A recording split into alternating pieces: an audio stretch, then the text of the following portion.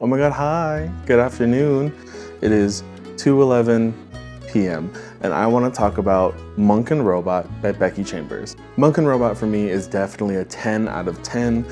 First of all, it's a very cozy read. Second, it's a very cool idea of a traveling tea-monk meeting a sentient robot. And third, the philosophical musings that occur between the two of them as they try to discover more about each other and coexist is just kind of priceless. It's perfect. The basic backstory is that humans created robots to do all the hard work that we didn't want to.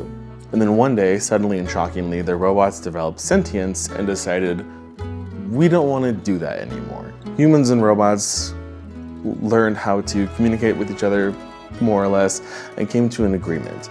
The robots could vanish into the vast wilderness and be undisturbed, basically. They agreed they could come back whenever they wanted to, and also that humans would not make first contact with them.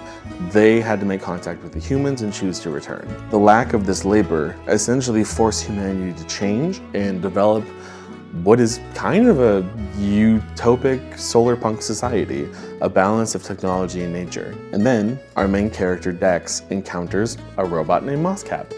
Moscap approaches and says, "Hey, what do humans need?" And I realized after reading this book that Moscap might also be very good autistic representation. It is smart, it is capable, it is curious about the world around them. It has a very, not childlike, but it does have a sense of wonder about it. And also there are plenty of times where it struggles with human customs and social interactions. At one point, our main character Dex hooks up with somebody in one of the villages that they frequent, and Moscap is like examining the situation, the expectations around what that entails. Is this person supposed to make you breakfast? No, but it's very nice when it happens. Is this person supposed to give you their clothes to wear after you hook up? No, absolutely not. That is something special. And Moscap is totally in awe of this, and it clicks that this is something unique and special. And personally, I love that.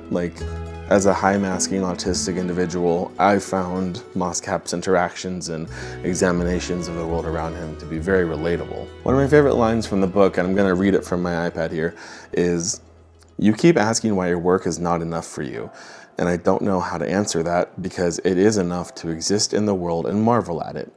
You don't need to justify or earn it, you are just allowed to live." And Moscap says that to Dex because Dex finds themselves very unsatisfied with their work. They went from being a monk at a temple to being a traveling tea monk, and it was satisfying for a time right up until it wasn't, and they're like, what the fuck is wrong with me? I need to be doing something else. I need to be focusing on this thing, make it work for me no matter what. This book really challenges the idea that you have one specific purpose and there is one specific meaning of life.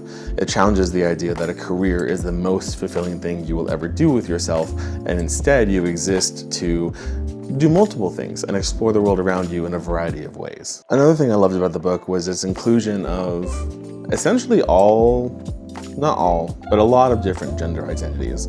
Our main character Dex is agendered, at least from what I understand. They say they don't have one.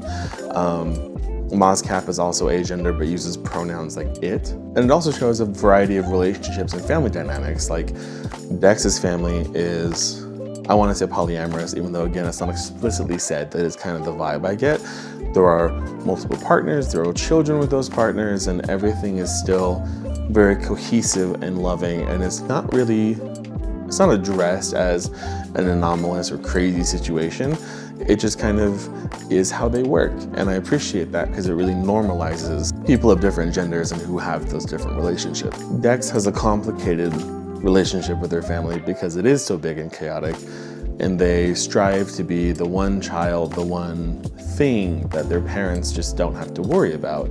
And that's something that I resonate with because my family consists of 5 children and our parents, and my siblings are all successful and smart and brilliant, and I'm a budding writer slash videographer slash photographer, and I also don't want to be worried about by my family. So the world building is pretty beautiful.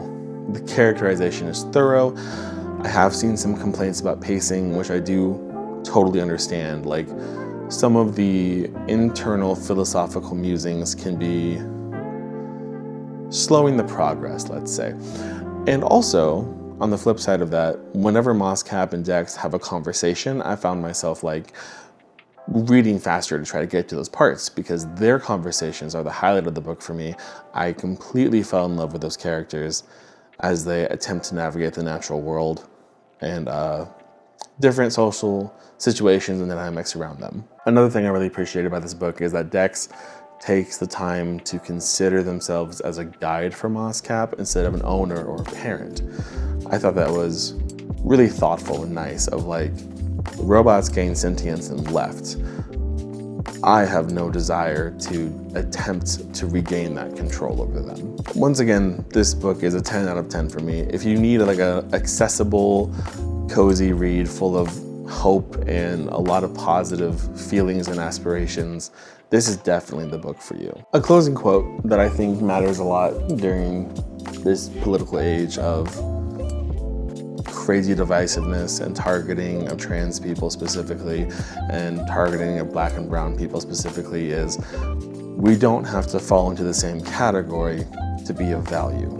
And that was another line from Monk and Robot that really hit me in the soul. But anyway, that was my quick little review of Monk and Robot by Becky Chambers. 10 out of 10, would fucking recommend. Pick it up.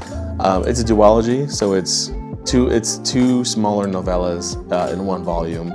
It's totally worth the buy. I found it at Barnes & Noble. I'm sure you can too in the sci-fi section. Read it, enjoy it, and live life.